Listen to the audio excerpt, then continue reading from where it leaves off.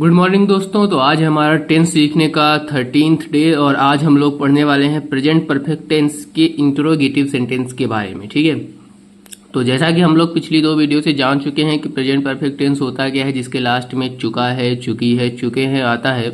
और helping verb क्या होती है, हैज और हैव होती है। और इसमें वर्ब की कौन सी फॉर्म लगती है, थर्ड फॉर्म। तो इंट्रोगेटिव सेंटेंस में आगे बढ़ने से पहले हम सबसे पहले ये जान लेते हैं कि इंट्रोगेटिव सेंटेंस होते कैसे हैं। जैसे यहाँ पे दो एग्जाम्पल्स दिख रहे हैं। पहला एग्जाम्पल है क्या राम गाना गा चुका है। दूसरा एग्जाम्पल है क्या तुम खाना खा चुके हो। अच्छा, यहाँ पे दोनों में देखिए क्या क्या आ रहा है, और गाना, खाना, गा चुका, खा चुका, ये सब कुछ सेम है। यहाँ पे सब्जेक्ट बदला हुआ है, सिंगुलर सब्जेक्ट और प्लूरल सब्जेक्ट। तो ये सिंगुलर सब्जेक्ट और प्लूरल सब्जेक्ट का माजरा क्या है, तो जब भी हम हेल्पिंग वर्ब हैज या हैव यूज करते हैं तो ये बेसिकली वहां पे काम आता है। ठीक है, जब हमारा सिंगुलर सब्जेक्ट होता है तो हम हैज और वर्ब की थर्ड फॉर्म लगाते हैं, और जब हमारा प्लूरल सब्जेक्ट होता है तो हम हैव और वर्ब की थर्ड फॉर्म लगाते हैं। तो ये बेसिकली हमको पहचानना बहुत जरूरी होता है ट्रांसलेशन करते समय। हमारा ट्रांसलेशन ज़्यादातर 60 to 70% केसेस में हेल्पिंग वर्ब की वजह से ही गलत होता है। ठीक है, तो यहाँ पे बढ़ते हैं सिंगुलर सब्जेक्ट के रूल की तरफ। क्या होता है सिंगुलर सब्जेक्ट का रूल, और जैसे यहाँ पे एक एग्जाम्पल है, क्या वह ऑडिशन दे चुका है। क्या वह ऑडिशन दे चुका है, वह क्या है, सिंगुलर सब्जेक्ट है। एक बार दोस्तों मैं आप लोगों को सारे सिंगुलर सब्जेक्ट रिवाइज करा देता हूँ। हमारे सिंगुलर सब्जेक्ट होते हैं ही, सी, इट और किसी का सिंगल नेम। जैसे मान लीजिए मैं कोई नाम लिख देता हूँ श्याम। ठीक है, तो इस तरीके से मतलब ही माने वह पुरुष के लिए, सी स्त्री के लिए, इट निर्जीव वस्तुओं के लिए, और श्याम किसी सिंगुलर पर्सन का नेम। ठीक है, तो जैसे क्या वह ऑडिशन दे चुका है, तो यहाँ पे क्या आया हुआ है, वह। तो ये कैसा सब्जेक्ट है, सिंगुलर सब्जेक्ट है। तो जब भी हमारा क्वेश्चन वर्ड स्टार्टिंग में आता है तो हम इस क्वेश्चन वर्ड को किससे रिप्लेस करते हैं, हेल्पिंग वर्ब से रिप्लेस करते हैं। तो सिंगुलर सब्जेक्ट के लिए हेल्पिंग वर्ब क्या होती है, हैज होती है। तो सबसे पहले हमने इस क्या के लिए लिखा, तो हमने क्या लिखा, हैज। उसके बाद हम सब्जेक्ट लिखेंगे हैज ही।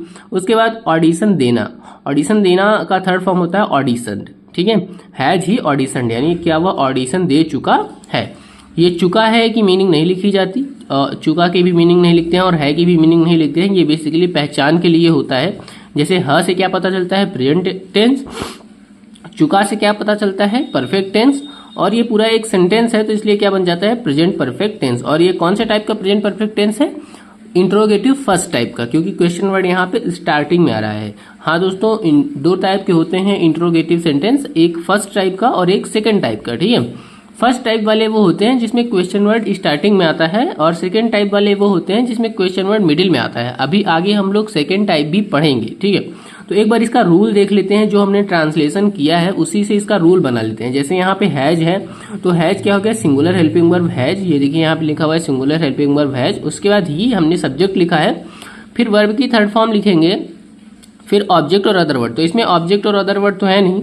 आगे आने वाले एग्जांपल्स में जब मैं प्रेजेंट परफेक्ट कॉन्टिन्यूअस टेंस पढ़ाऊंगा तो वहां पे मैं ऑब्जेक्ट और अदर वर्ड भी लेके चलूंगा ताकि क्लैरिटी आ सके, क्योंकि हम लोग बस इसके बारे में पढ़ते चले आ रहे हैं। अभी तक अदर वर्ड हमने अपने ट्रांसलेशन में मुश्किल से एक आध ही दो देखे होंगे। ठीक है, तो अब यहाँ पे बढ़ते हैं एक्सरसाइज की तरफ और एक्सरसाइज करके क्लैरिटी लाते हैं। जैसे यहाँ पे पहला सेंटेंस है, क्या राम घर जा चुका है। तो राम सिंगुलर सब्जेक्ट है, तो स्टार्टिंग में क्या है, क्वेश्चन वर्ड क्या है, तो इसके लिए क्या लिखेंगे, हैज लिखेंगे, हैज। उसके बाद राम लिखेंगे, हैज राम। जाना की स्पेलिंग होती है गो, और इसका थर्ड फॉर्म होता है गॉन। क्या होता है third form, gone. Has Ram gone to, कहाँ जा चुका है, home. Has Ram gone to home. तो इस तरीके से इसका ट्रांसलेशन हो जाएगा दोस्तों।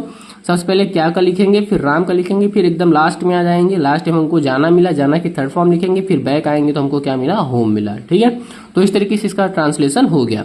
क्या वह गाना गा चुका है, क्या वह गाना गा चुका है। तो यहाँ पे फिर से सिंगुलर सब्जेक्ट है तो क्या लिखेंगे, हैज। फिर उसके बाद वह लिखेंगे, हैज ही।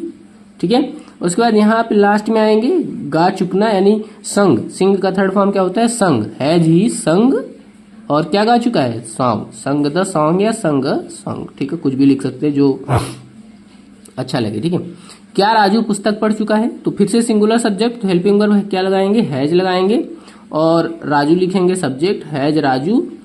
और पुस्तक का थर्ड फॉर्म होता है रेड। स्पेलिंग रीड ही रहती है, बस उसको रेड पढ़ते हैं, रीड रेड रेड। ठीक है, has Raju red the book, has Raju red the book. ठीक है, तो इस तरीके से इसका ट्रांसलेशन भी हो जाएगा। अगला सेंटेंस है हमारा, क्या सीता बाजार जा चुकी है। तो सीता भी सिंगुलर सब्जेक्ट है तो क्या लिखेंगे, हैज, उसके बाद सीता, हैज सीता, जाना का थर्ड फॉर्म होता है गॉन, कहाँ जा चुकी है, market, has Sita gone to market, has Sita gone to market. तो इस तरीके से इसका भी ट्रांसलेशन हो जाएगा दोस्तों। ठीक है, तो इस तरीके से हमारा जो ये प्रेजेंट परफेक्ट टेंस का इंट्रोगेटिव सेंटेंस का फर्स्ट टाइप था वो हमारा यहाँ पे क्लियर हो जाता है। अभी इसी का प्लूरल सब्जेक्ट पढ़ते हैं।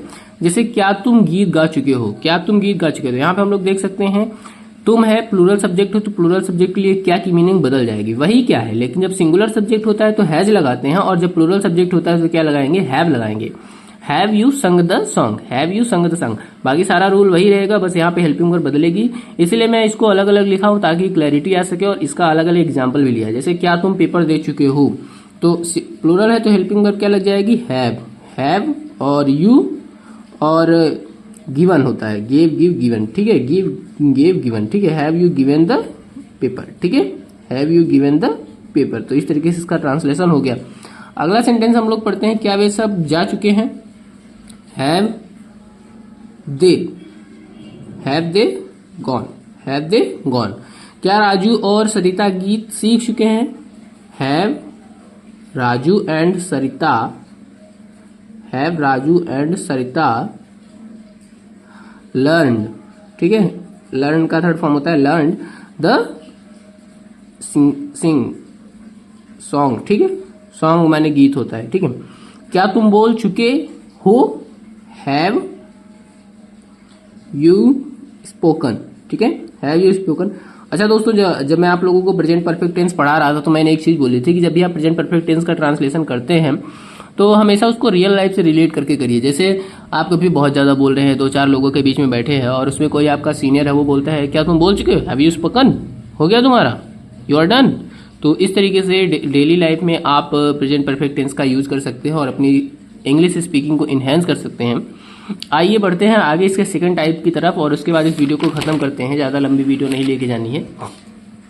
तो यहाँ पे आता है प्रेजेंट परफेक्ट टेंस का सेकेंड टाइप। ठीक है, जो कि है इंट्रोगेटिव टाइप 2। पहचान होती है कब, कहाँ, क्यों, कैसे, किसका, कितनी, कितना, ये सब कहाँ आएंगे, सेंटेंस के बीच में आएंगे। कहाँ पे आएंगे, सेंटेंस के बीच में आएंगे। और लास्ट में क्या होगा, इसके भी चुका चुकी चुके ही होगा क्योंकि परफेक्ट टेंस है। परफेक्ट टेंस की पहचान ही होती है चुका चुकी चुके, और मेन वर्ब की थर्ड फॉर्म लगेगी और हेल्पिंग वर्ब सेम रहेगी, हैज हैव। दोस्तों यहाँ पे रूल में कुछ अंतर नहीं होता, रूल सेम टू सेम वही रहता है जो हमारा पिछला वाला रूल था।